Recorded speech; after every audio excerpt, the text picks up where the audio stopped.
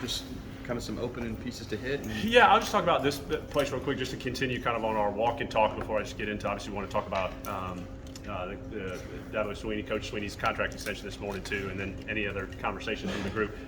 Incredibly excited about this place. I mean, it's obviously it's awesome.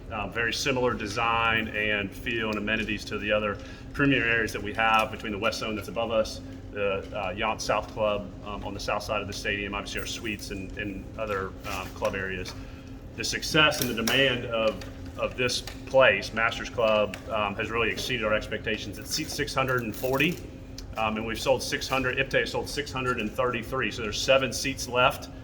There's some singles and some pairs if anybody's interested, but that has far exceeded even what we knew to be true as far as the demand for Clemson football, but let alone environments and premium areas like this. Certainly the ROI associated, the business case from a premium seating standpoint is understood, but the derivation from what this facility will do to help us pay for and add the other aspects to the project between the video board that we've talked about, and then even next summer with the phase for Lot 5 and the locker room and player areas down below. So this area, Masters Club, and the support and IPTE and the donors for it is certainly the fuel towards the balance of the $65 million investment here in football. So to be able to show it off, certainly for Saturday, let alone how we're going to activate this throughout the year and just add it to our portfolio of investment within Memorial Stadium was by design, and it's great to experience it as is. So really excited to kick this off. Obviously, with that sales success,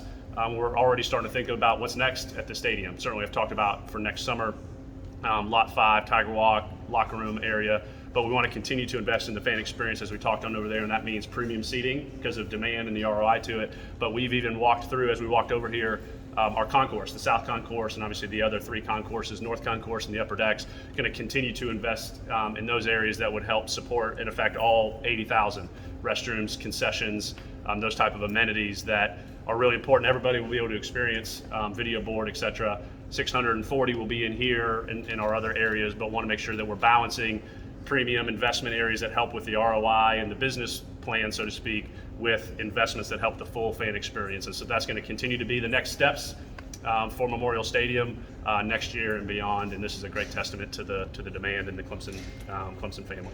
I have a question about Yeah. we've seen the Tiger out here in Lot 5. What will Tiger Walk look like this year, and then what will it look like in future years? Great. So this year, you're right. So we have it's a temporary statue on Alpha Perimeter Road, and so where we've added the bollards and the pavers, so the buses will actually pull off of Perimeter Road when they let off for Tiger Walk. So the team will be able to start Tiger Walk, and David, it'll effectively be similar to how it's been in years past, kind of walking down the middle of Lot 5, but purposely having the buses pull off of Perimeter Road that we think will help traffic flow. It's not going to solve the problems, but having the buses off of Perimeter Road as quickly as possible to allow Perimeter Road to reopen and have that traffic flow is purpose. So that's going to be different this year. The buses will pull off of Perimeter Road. And then second part of your question, what does it look like next year? We're actually going to realign Tiger Walk, and Lot 5 will be totally repaved, retreed. We're actually going to have additional trees there compared to what's there currently, and relotted. And it's interesting, and we can kind of see it here, but from an architecture standpoint for campus, there's what's called an axis. And so if you go from Douthit Hills now in the College of Business through Tillman Hall and through really the middle here of Death Valley and the Oculus, and then down through Lot 5 and through softball, and then even to the Penley Clubhouse, if you look at Google Maps, that's all aligned and linear. And that kind of speaks to, and again, from an architectural campus planning standpoint, that's an axis by which a lot of what campus is designed in and around, and certainly here through our athletic facilities. So when the Oculus was built in 2015, that was in concert with Tillman Hall and this axis through the valley. And so the continuation of that, David, through Lot 5 is really interesting. You can maybe only see that if you pull up Google Maps, but from a campus planning standpoint, it's an interesting nuance that's intentional. Can you talk briefly about the additions to the indoor facility and the football complex? Yeah, so thanks Trevor, two big, important, separate projects. One's 100 Yards of Wellness, which has been opened this fall semester for really fall camp. And it's really the combination of training rooms, of sports med, and wellness recovery. We've added physical therapy staff members to our staff in-house, not just for football, but for all of our sports. And then really the recovery sports science aspect and some of the equipment with it. So the 100 Yards of Wellness was intended to really combine all of those aspects physically, let alone from a staff and how we work together down in Reeves in football. We're going to extend that concept and the support services really with some work in Jervy. That's the next big project that will have effect for all of our sports. So we're really starting with football with it, and then here in the next months and years ahead, we'll have some extension of that for all of our sports. So that's one project of it. The second is the CAB, Clemson Athletics Branding Institute, which is really recognition from an NIL standpoint of how we support and give space and creative opportunities and rentable spaces for our student athletes to engage and really focus on NIL opportunities, which is obviously incredibly important for our student athletes here, let alone from how we create opportunities from a recruiting standpoint, et cetera. So those are the two big projects for Reeves. We certainly later this fall are going to break ground on our women's sports expansion. We've talked about this a good amount, up by rowing for lacrosse and gymnastics and those women's sports as well. So that'll start this winter and really be under construction most of 2023. Can you reiterate some of the features people will see on Saturday? I know you said it before, just now that you're mic'd up. Can you kind of just reiterate what fans will experience? Yeah, absolutely. So the new video board, which is 5x the size, lights, sound system, and so the theatrics of that, let alone Ring of Honor and the ribbons around it.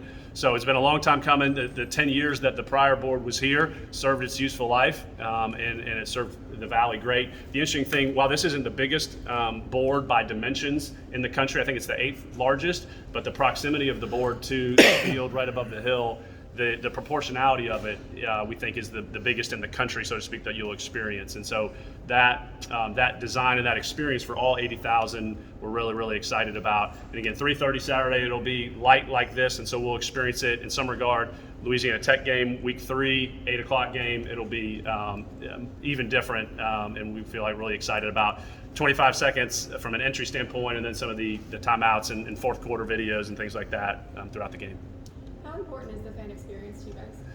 We are incredibly intentional about that, how we've actually reorganized some of our internal staffing from an administrative standpoint to align our operations and focus on marketing, in-game promotions, ultimately fan experience, and what that means like from a facility standpoint physically, let alone just the game flow and scripting. So we've taken steps internally to staff up and reorganize to have more intentionality around that, just because COVID certainly changed so much of us socially, and it gave opportunities to stay home, on the couch, stay away, and the resounding return of Clemson fans. We've renewed about 97% of our season tickets, and I talked earlier about the demand and the sale through here for the Masters Club. So we have an incredible experience, tailgating experience throughout the game day, and so the intentionality that we'll continue to invest from a fan experience standpoint is very much by design. Graham, along those same lines, has there been any more discussion about allowing beer sales or alcohol sales?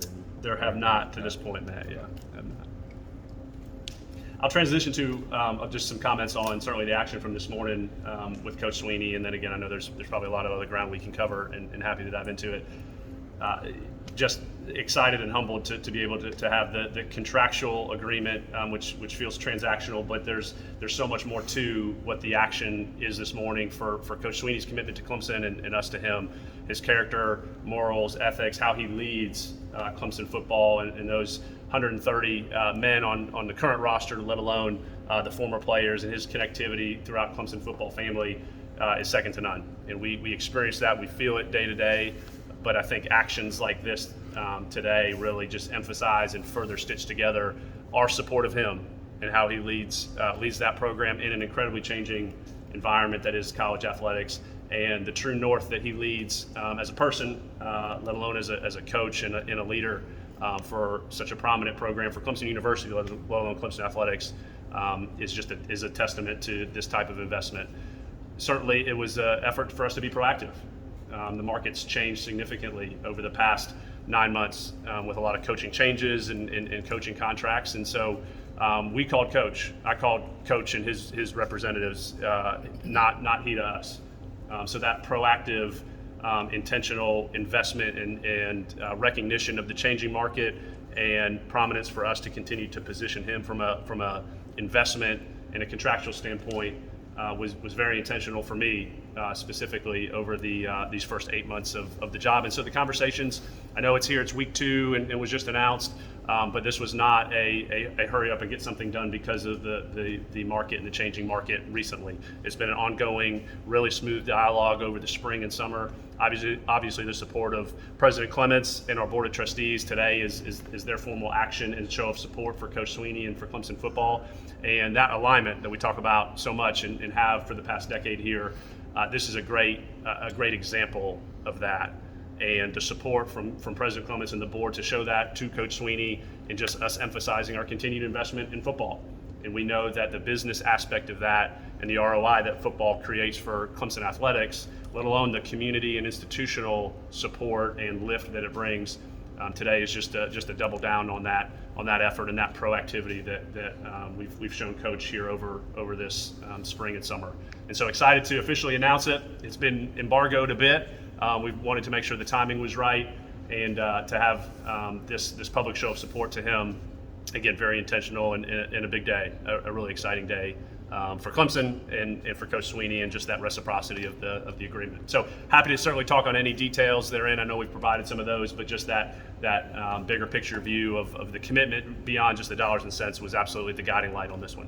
How important was it to get him, to make him one of the top 3 though, as far as per year salary? Yeah, certainly the achievements. He's one of 2 coaches that have won multiple national championships. He's has the highest winning percentage of any active coach. So what he's achieved and accomplished certainly makes the market and quite frankly the negotiations really straightforward, if I'm being honest. And conversely, want to make sure we're investing and showing that support for Clemson for what's to come. And so the expectations that we're going to continue to invest in Coach Sweeney in all aspects of our football program, this is certainly an example of that. So it's the look back, Will, that he's earned and has positioned himself to be at the top of the market, but then also are a show of that commitment that we expect to continue to be there for Clemson football for years to come. Did it help that you had Tony and Brent making a little bit north of $2 million each, that you kind of freed up some funds there? And then this isn't a great outlay of money. I mean, it's only going to be $1 million more this year, and 10 years from now, just $3 million more than the previous contract. So it's not like this great outlay of cash. Yeah, follow you, David, and have ultimate respect for the magnitude of this. It's a $115 million contract. It's a lot of dollars. But to your point, is we've been committed to Coach Sweeney, and he's been ranked in the top 3 for the last handful of years. Certainly changing landscape in financial planning within college athletics and for Clemson. And so really a lot of the rigor that we've had over the past couple of weeks has been on our stress testing and the fiduciary planning of this commitment, because while it's an extended commitment from what it has been, it's balances within all 21 sports that we have and how we look to invest appropriately and within market. And so you're right, the financial analysis, and you all know my background coming to Clemson as the chief financial officer initially, that rigor from our staff and Kevin White and team has been strong, and really that's where our board spent a lot of time. They recognize the market, absolutely recognize the shared commitment and fit with Coach Sweeney, want to make sure that this makes sense from a business standpoint for us, and so excited to stress that and be able to move forward with it. Is there an Alabama buyout clause or provision there in case Nick Saban decides to retire and Dabo's alma mater comes calling? There is, Trevor. That's not new though. So there's an augmentation, I guess is I think the word we use for an Alabama buyout in recognition of that. But like I said, that's been in effect for 3 or 4 years now. So that's not new. It's just reaffirmed. But I would tell you, I think how I look at that is Coach's commitment to Clemson. And if you were to look at the market for the buyouts, Coach's buyout to Clemson, even before any of the additive for Alabama specifically, is the highest of his market, of the top 10 markets. So that commitment that he has to Clemson sets the market. And again, it's dollars and cents, and that's important, but that shows also Coach's willingness and commitment to Clemson. So that's how I see any of those buyout dollars, because there's a lot of them around the country and in the market that aren't a whole lot, if any. And so even those dollars there from Coach is emblematic of his commitment to Clemson. I guess you mentioned the timeline, and you said it the last couple of weeks, but you also said back in the spring. So I guess what was the initial contact with him about the new contract? Was that back in the spring or what? you say that? It was, John. Yeah, it was early in the spring, maybe even in the winter, just as I was getting settled, and certainly had conversations with President Clements and our board. But those contacts weren't to sit down and begin to negotiate. It was just a recognition of, hey, the market's changing. We want to be proactive with Coach, and let's just and had the dialogue. And so as the spring and summer transitioned and other contracts were approved at other places, we just wanted to make sure that we were aligned on recognizing the market, and then that allowed me to have conversations with our board and our leadership of a strategy for Clemson. And so, really natural flow of the dialogue. And again, I called Coach, so to speak, his representatives. That was where the communication went, and that was very intentional for Clemson. And I think it frames a little bit of just the expectations from Coach is that this is really Clemson being proactive for him and not the other way around. As the negotiations progressed with you and Dabo, did it get to the point where you purposely said, okay, I'm going to wait until the Kirby Smart and Nick Saban deals are done? There's always strategy, Scott. There's always strategy, and so had some, stay in touch with colleagues, et cetera. So had some expectation or some assumptions that there was certainly movement within the market. And as Will was asking earlier, where Coach has achieved, it's a very small market. I remember back to working with Dan, where we've done, this is the fourth contract since I've been here over the past 10 years that we've done with Coach. And so the prior three, the market and the negotiations weren't as straightforward. Just because Coach was, we were having achievements, wanting to invest, market was moving, but what he's achieved and where our investment is for Clemson football in all aspects, it's a small group. And so did we intentionally wait till some of these? Not necessarily, but was very intentional about understanding that the market was still moving even past December, where there was a lot of coaching changes, and tried to make sure we were strategic about how we balanced all that together. I think this question you might like this one, but the difference between Clemson over the past decade and other schools is that, the board of trustees, the president, the athletic director, the coaching staff have all had an incredible synergy. Do you feel like this shows that despite the fact that Dan Radakovich has moved on, President Clements is, how many ever years in now, but that synergy is still there and the commitment to winning? I think, David, this there couldn't be a better example of that than this action today.